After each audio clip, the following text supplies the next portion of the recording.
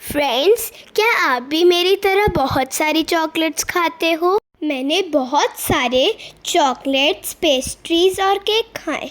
Vacations में मैंने chocolate वाली आइसक्रीम्स खाई और जब जब कोई बर्थडे आया तो ऑब्वियसली केक भी खाए।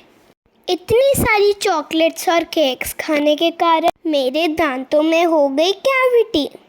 फिर एक दिन मम्मी और पापा ने डिसाइड किया कि मुझे डेंटिस्ट पे लेके जाएं। स्टार्टिंग में तो मैं बहुत एक्साइटेड थी, जैसे मैं कहीं घूमने के लिए जा रही हूँ। बट मुझे क्या पता था कि अब मैं अपनी फेवरेट चॉकलेट्स हर रोज़ नहीं खा पाऊंगी। और ये हम पहुँच गए डॉक्टर की क्लिनिक पर, जिसका नाम है डेंटो केयर। बाहर निकलकर जब मैंने गेट पर देखा तो मुझे याद आया जब मैं छोटी थी तब भी यहाँ पर आई थी अपने दांतों का रूटीन चेकअप करवाने को। तब डॉक्टर ने हमें बोला था कि brush your teeth twice a day. A few moments later. अंदर जाकर मुझे एक सीट पर बिठा दिया गया और जो हेल्पर थे उन्होंने मुझे एक टिश्यू दिया। शायद मैं जब रहूंगी तब मेरे काम आएगा, पर मैंने ये सोचा हुआ था कि मैं बिल्कुल नहीं रहूंगी। इतने सारे इक्विपमेंट्स देखकर मैं मन ही मन बहुत डर रही थी, कहीं ये मेरा दांत तो नहीं निकाल देंगे। फिर दीदी ने मेरे गले में एक नैपकिन लगाया, जैसे छोटे बच्चों को विब लगाते हैं।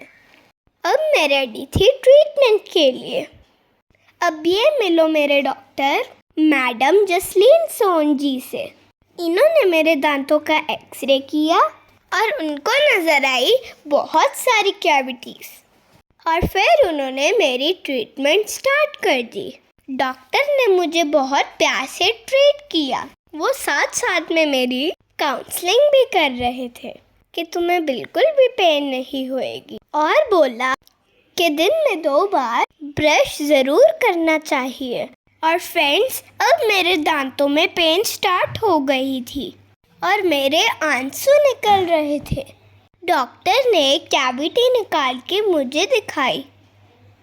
फिर उन्होंने मेरे हाथ पर स्प्रे करके बताया कि इस स्प्रे को दांतों पर करने से पेन नहीं होती। फिर उन्होंने मेरे एक्सरे में मेरे दांतों की कैविटी दिखाई और बोला कि चॉकलेट खाने का अगर मन है तो चॉकलेट खा के साथ ही ब्रश भी करो। फिर उन्होंने मुझे कुछ मेडिसिन्स लिख के दी और नेक्स्ट अपॉइंटमेंट दे दी। मिलते हैं नेक्स्ट व्लॉग में। Bye bye.